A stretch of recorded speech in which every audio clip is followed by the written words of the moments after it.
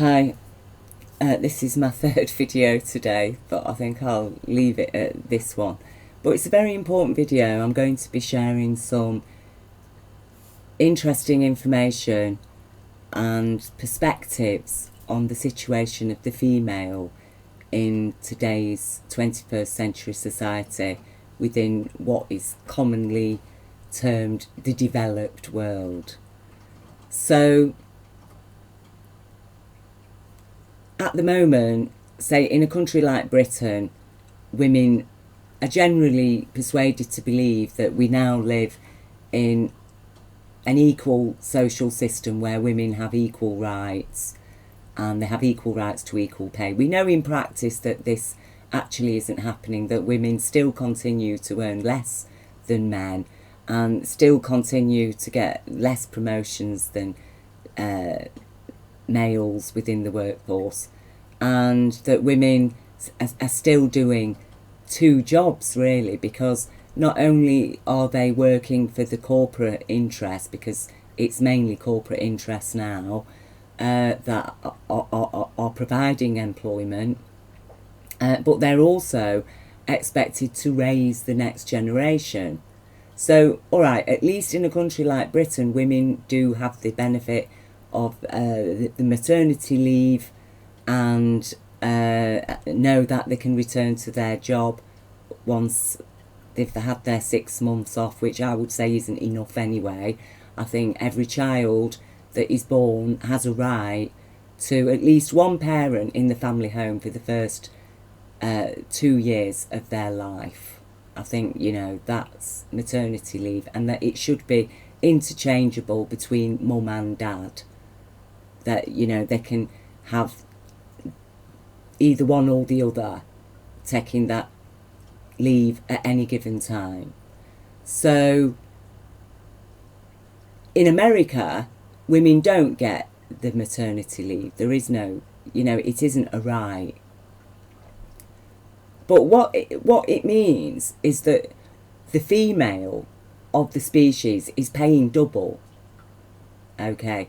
Because not only are we expected to go and work for a corporation that isn't prepared to pay any taxes towards healthcare or any of the costs it needs to have a baby in the first place, you know, the prenatal care and the postnatal care, the neonatal care, all of that, in a country like America, women have to pay for. You see, something goes wrong, people end up having to remortgage the house just to have a baby. So then you've got all the costs of raising the child as well while you're working for somebody. So not only do you not get much time to spend with your child, but you've also got to fork out all the costs of providing childcare and an education for your child as well. In a lot of cases, like I say, in America, college costs, you name it. And even sending your children to these academy schools that are increasingly taking over public schools in Britain, where, you know, you've got to fork out extortionate sums for a uniform. Otherwise your child will be expelled from school if they're not wearing the exact school manufactured logos. So, since the majority, you know, there's a large majority of children that are born into single parent households, you know, with just one parent, usually a mother. So what do women get back then? Because the corporations are there waiting for their produce. Women manufacture human beings. Without those human beings, the corporations, the rich people of this world, wouldn't have even a quarter of their wealth. Because women have manufactured those babies into existence. And what do women, what are these corporations giving back to women as half of the human species? What are we getting back? because they're not prepared to pay for healthcare. They're not prepared to pay taxes for education. They're not prepared to pay taxes towards social housing, because children need a home. They need transport. Children have needs.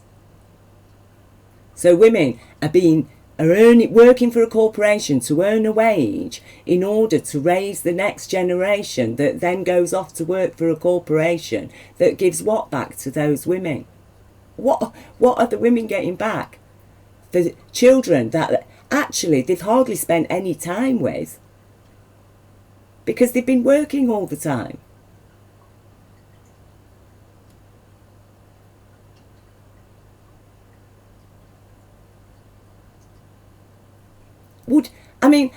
I think about males, right, with the male mindset, the way it is, the mindset of the financiers that have created and are running this system, largely male still to this day. Would they do it? Would they do it? Would they be prepared to do it? To go through all that trouble and pain and anguish of pregnancy and childbirth and raising a child, to get absolutely nothing back except actual derision, being judged according to how your physical looks, as it were, being generally denigrated, judged valueless, even criticised if you have a baby, criticised if you don't have a baby.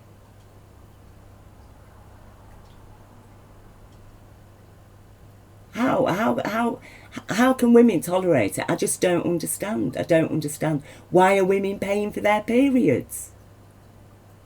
I mean, Jeremy Corbyn said, yes, women going through the menopause should be able to have extra time off. Yes, they should. Because without menstruation, there would be no women. There would be no workforce. Women should not have to pay for menstrual products. They should be freely available everywhere. Women going through the menopause need extra help. Because that's something, these are things that afflict women because we are the half of the species of man that produces the next generation. It has physical, mental and emotional costs that we have to carry. But nobody's paying us anything. Because the corporations believe that they own the planet, they own all the land, they own all the industries, they own the workforce. What are we getting out of it? As the female side of the species. Why aren't women receiving 3 days off a month during menstruation? Why shouldn't they? They're menstruating. They shouldn't have to go to work during that time. Every woman should be having 3 days a month off. Menstruation should be a benefit, not an added burden. Which it is. It is an added burden. But women just tolerate it. And the males just expect us to tolerate it because they've got no idea of what menstruation is. And we've been all taught to be embarrassed and ashamed of it from childhood in a society that generally ignores it except when they want to make money selling us tampons, sanitary products. I know what it's like to go to work with backache and a headache and suffering a really heavy period. Would men agree to that? Would males agree to that? Working, I mean, even the first 3 months of pregnancy are actually the worst. The first 3 months and the last 3 months, the last couple of months of pregnancy, are the worst. You're really tired. 3 months you're feeling sick, you're getting headaches, you're feeling dizzy.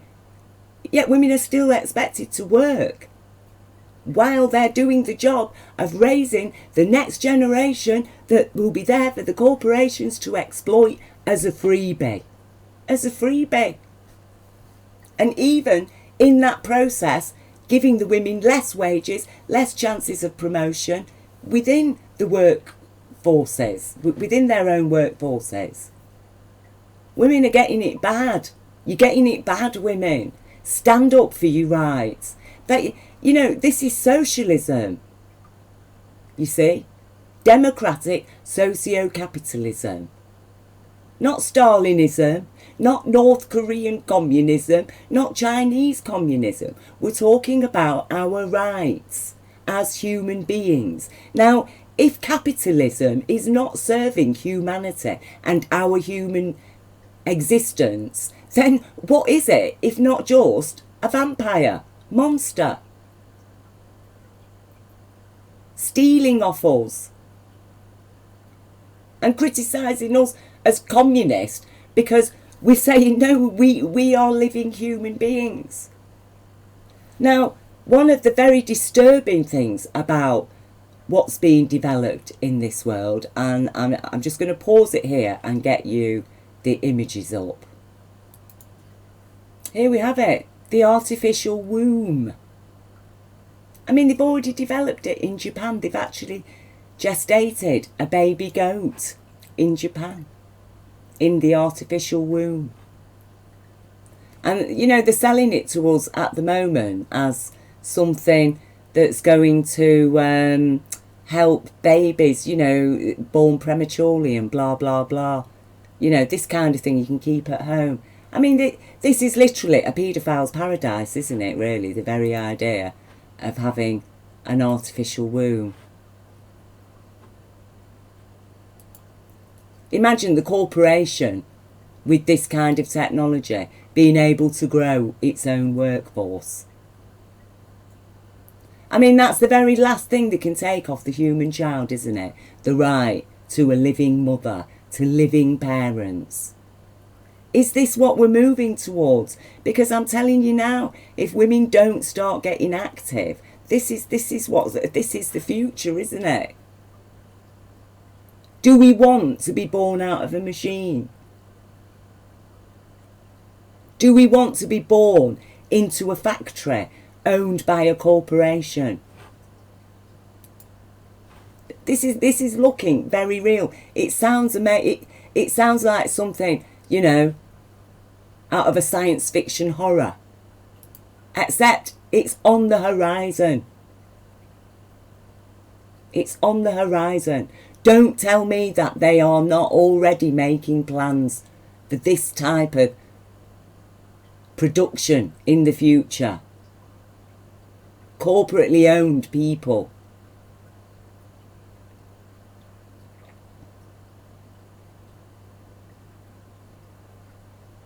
And it is going to happen if we do not get human.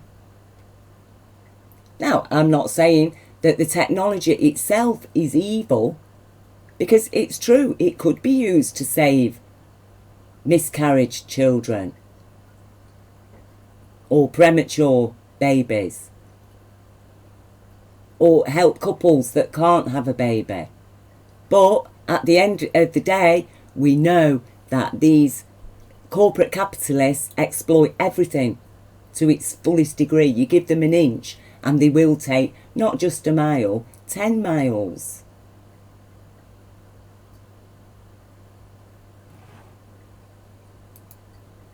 So we do need to protect the child, the children of the future, their rights. Are they going to have real mummies and daddies, or are they going to be born in a machine?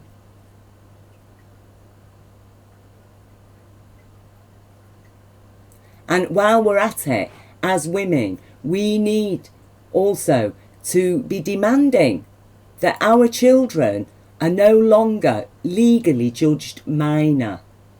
This legal judgment against our children as minor human beings, that means insignificant, unimportant, of little or no consequence, that needs to be removed from our children.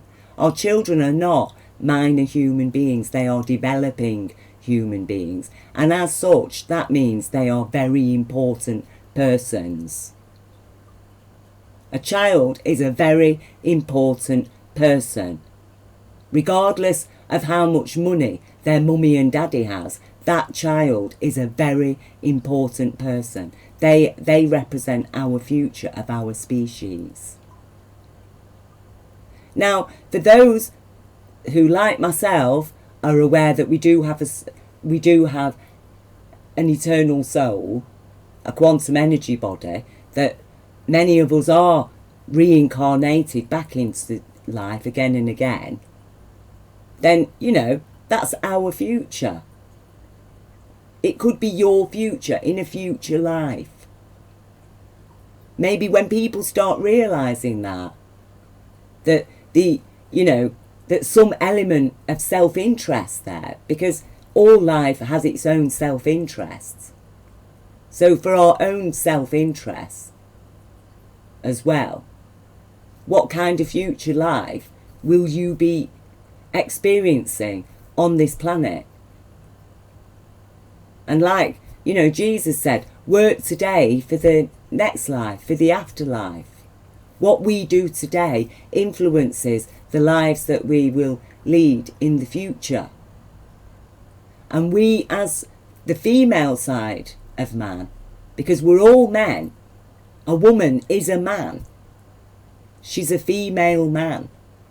And there's male men and female men.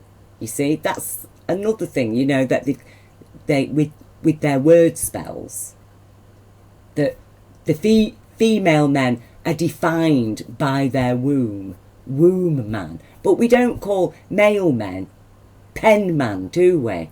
Because they've got a penis. We don't call them pen man. A pen man and a womb man.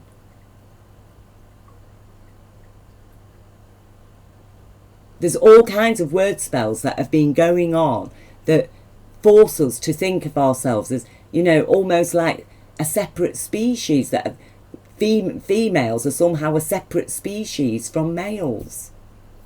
And that somehow males have a right to expect women to,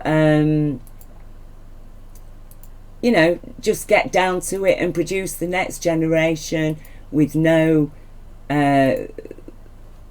upsets, or I don't seem to be able to get back to it. You know, that we're just going to silently continue, and we're never going to ask the questions that I'm asking. That we are never going to demand that the corporations, that look, you are going to pay your taxes. You are going to support a democratic, socio-capitalist society. And we're going to have independent industries. And no, you're not going to be running our services for a profit. Go away, you're going to pay your taxes. Our governments, our societies will run our much needed social services. So have a think about it, women.